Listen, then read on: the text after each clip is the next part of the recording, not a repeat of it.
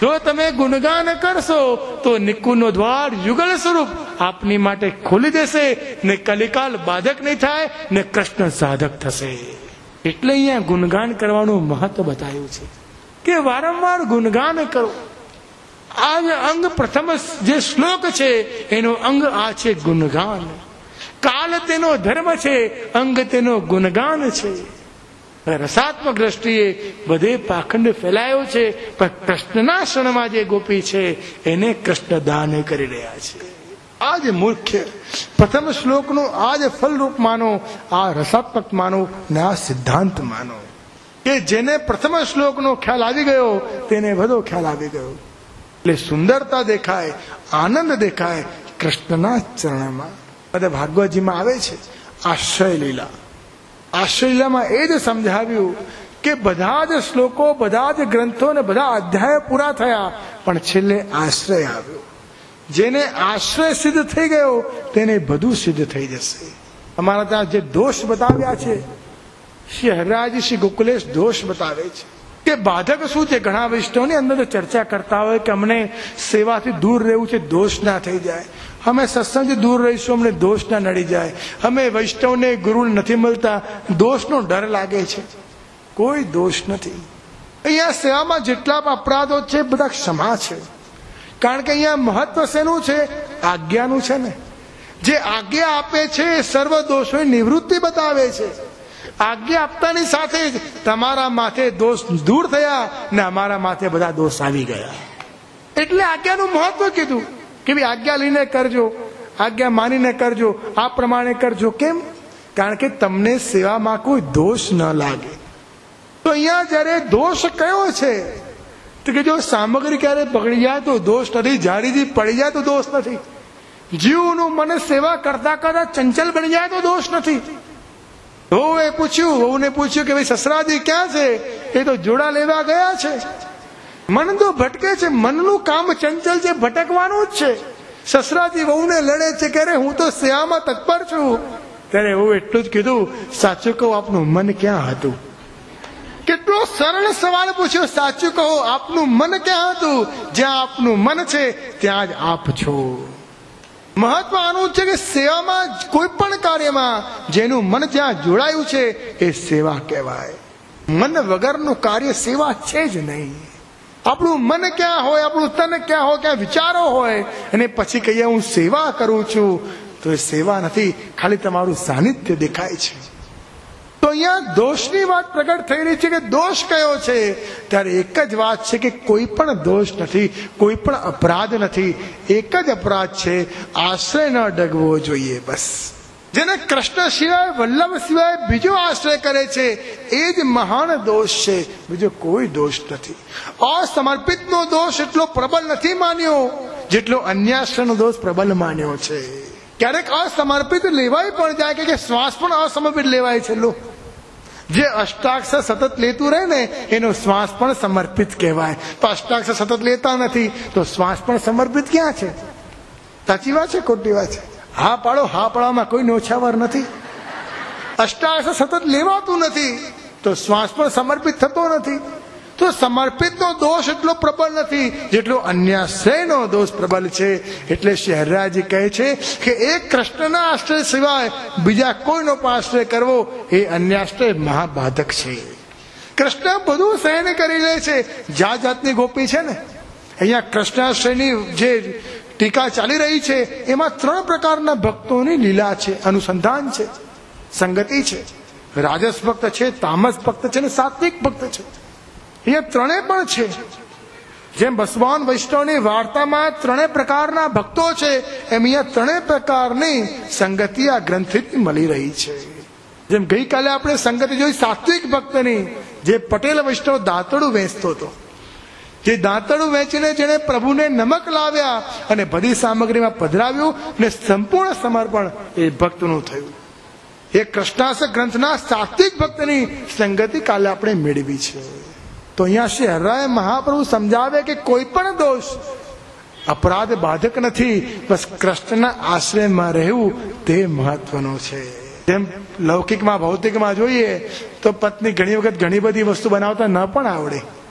કોઈ સ્ત્રીને ચા સારી બનાવતા આવડે તો કોઈને દાળ સારી આવડે, કોઈને અથાણું સારું આવડે. અલગ અલગ વસ્તુ છે ને. પણ પતિ કહે ભલે તને આવડે કે ના આવડે, પણ તું એક મારામાં મન રાખે છે, મારી માટે એટલું જ ઘણું છે. બધું સારું બનાવે, બધું જ કરે, પણ મન પતિમાં ના હોય તો કે તું બધી રીતે સારી છે પણ પ્રેમની રીતે ખોટી છે. તું કામ રીતે બહુ સારી પણ પ્રેમના સ્વરૂપે તારું મન મારામાં નથી, તો પ્રેમ શું કરવાનો?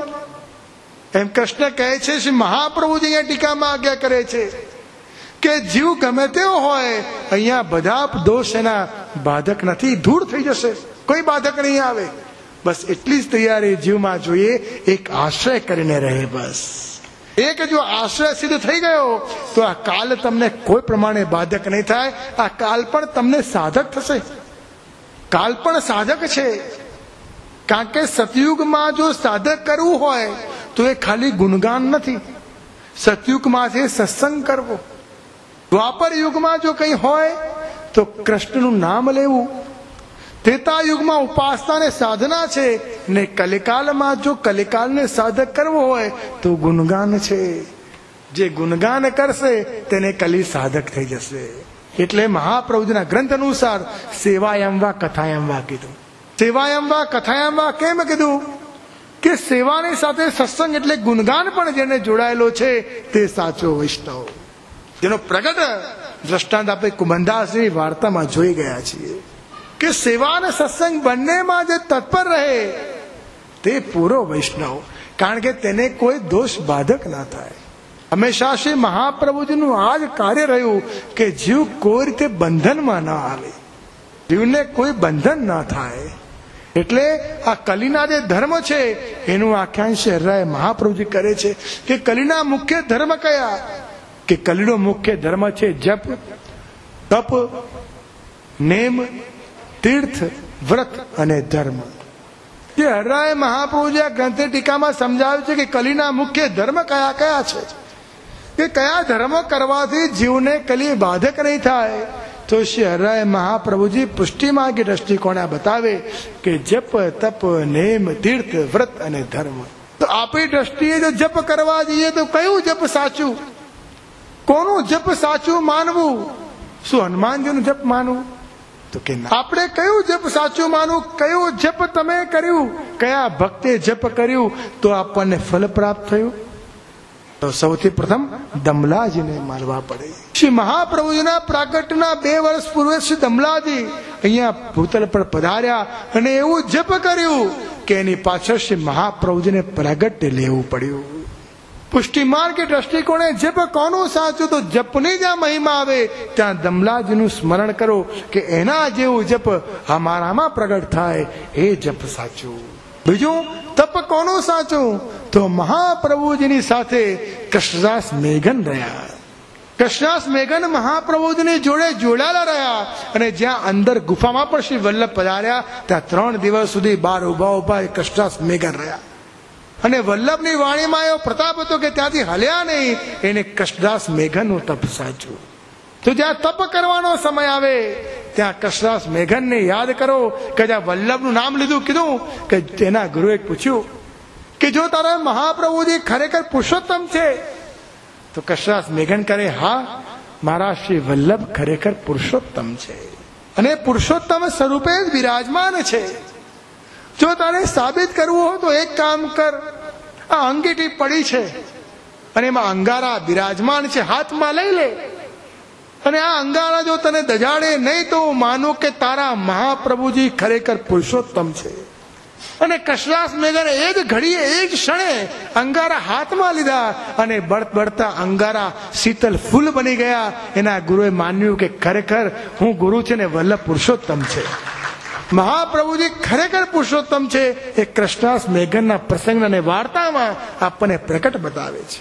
તો અહીંયા તપ કૃષ્ણદાસ મેઘનનું લખવું પડશે કે ખરેખર એ જો છે એ તપસ્વી ભક્ત છે. અને તીર્થ મહાપ્રભુજીની 84 બેઠકો, જ્યાં મહાપ્રભુજીએ શ્રીમદ ભાગવતજીનું પારાયણ કર્યું હોય, એ ભૂમિને સનાત કરી હોય, એ ભૂમિને તીર્થ બનાવી હોય, ત્યાં જઈને મસ્તક ટેકવું, ત્યાં જઈને ત્યાંના ચરણ રજ મસ્તક પર લગાવી ત્યાં જઈને એક સર્વોત્તમનો પાઠ